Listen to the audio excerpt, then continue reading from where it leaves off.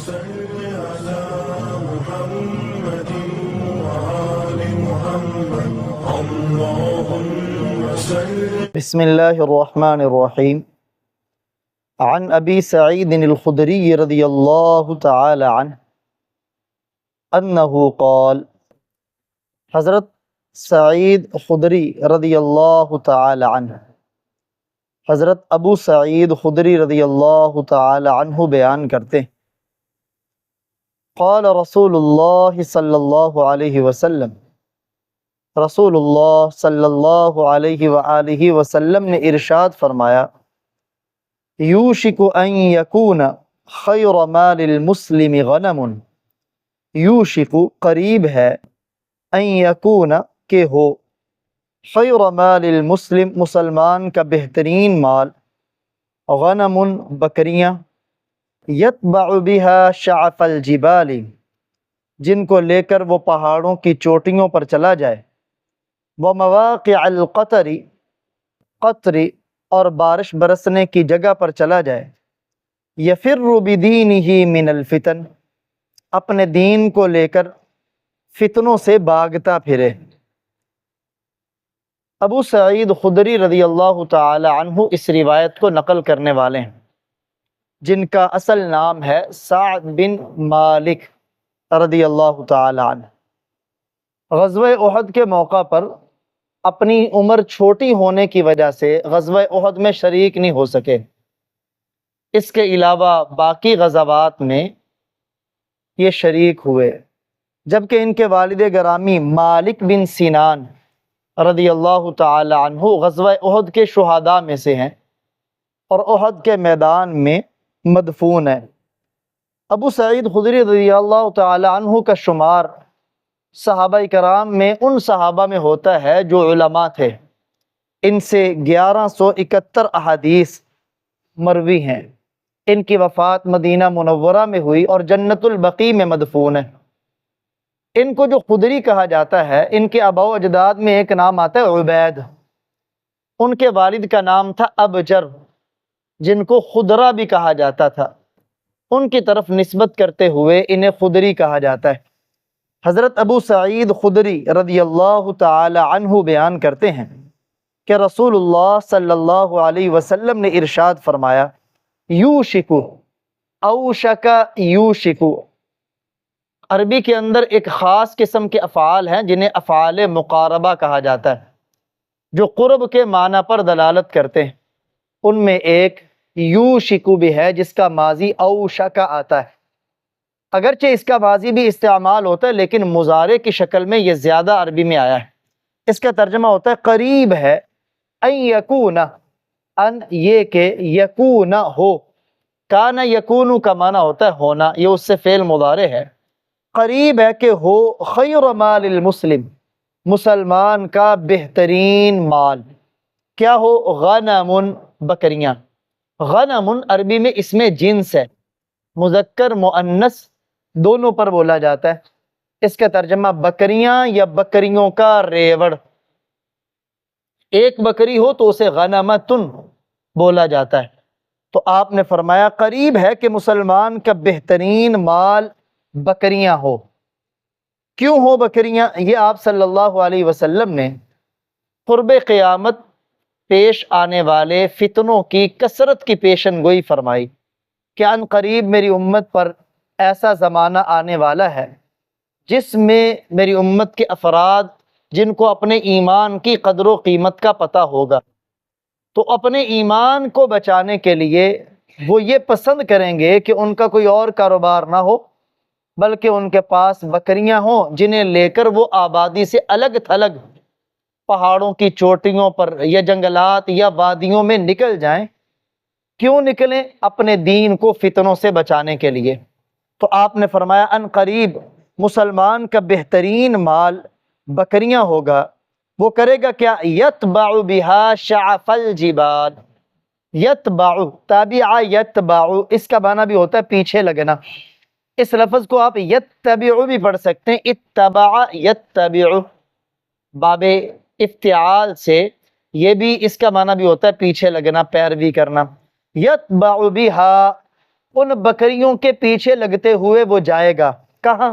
شعف الجبال. شعف یہ شعفتن کی جمع ہے، پہاڑ کی چوٹی کو کہتے ہیں. جبال جبل کی جمع ہے، پہاڑ کو کہتے ہیں. ان بکریوں کو لے کر وہ پہاڑوں کی چوٹیوں پر جائے گا، مطلب آبادی سے الگ تھلگ چلا جائے گا. نمبر 2، ومواقع القطر. مواقع یہ موقع کی جمع ہے، کسی چیز کے گرنے کو کہتے ہیں، گرنے کی جگہ کو کہتے ہیں، واقع ہونے کی جگہ. قطر قطرتن کی جمع ہے، یعنی بارش برسنے کی جگہ. مراد جنگلات اور وادیاں ہیں.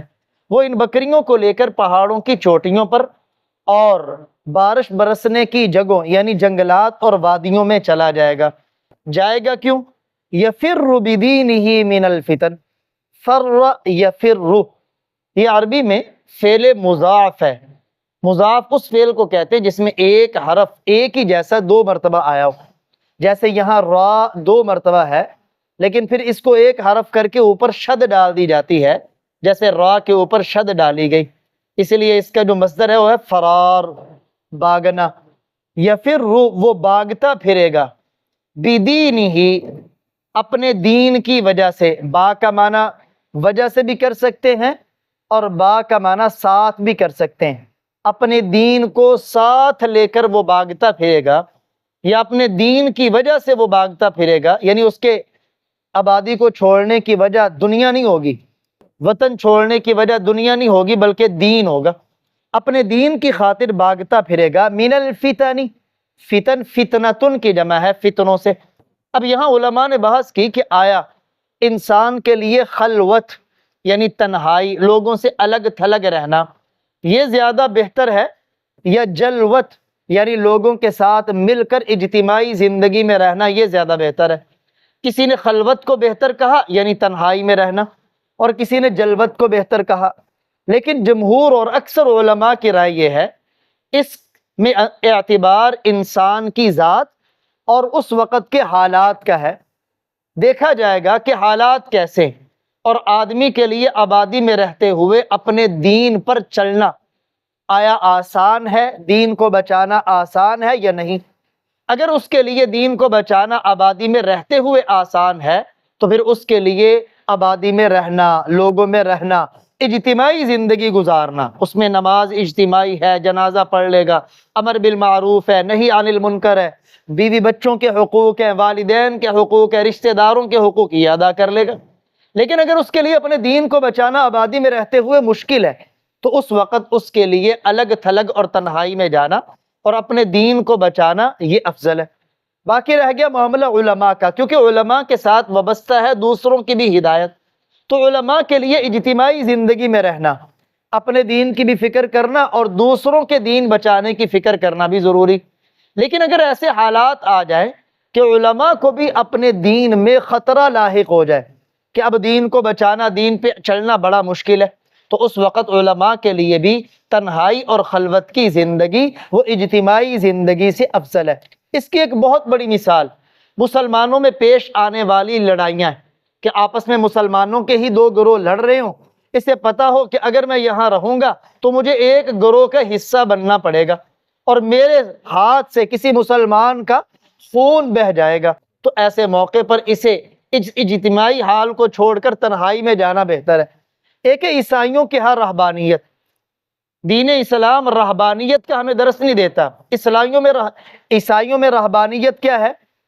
وہ کہتے ہیں کہ معاشرے سے الگ تھلگ ہو کے رہنا، چاہے آپ معاشرے میں پرسکون بھی ہے، نکاح نہ کرنا، عزیز و اقربا میں نہ رہنا، الگ جا کے جنگلوں میں زندگی گزارنا.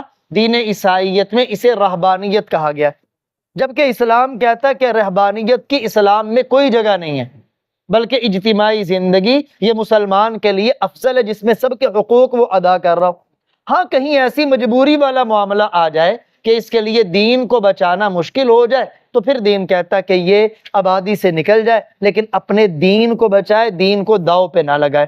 تو سیدنا ابو سعید خدری رضی اللہ تعالی عنہ فرماتے ہیں رسول اللہ صلی اللہ علیہ وسلم نے ارشاد فرمایا، یوشک ان یکون خیر مال المسلم، قریب ہے کہ مسلمان کا بہترین مال غنم بکریاں ہو، یتبع بها شعف الجبال، جن کو لے کر وہ پہاڑوں کی چوٹیوں پر چلا جائے، وہ مواقع القطر، قطر اور بارش برسنے کی جگہوں پر چلا جائے، یفر بدینہ، اپنے دین کو ساتھ لے کے بھاگتا پھرے، من الفتن، فتنوں سے، یا اپنے دین کی وجہ سے بھاگتا پھرے فتنوں سے، تاکہ فتنوں میں مبتلا نہ ہو جائے۔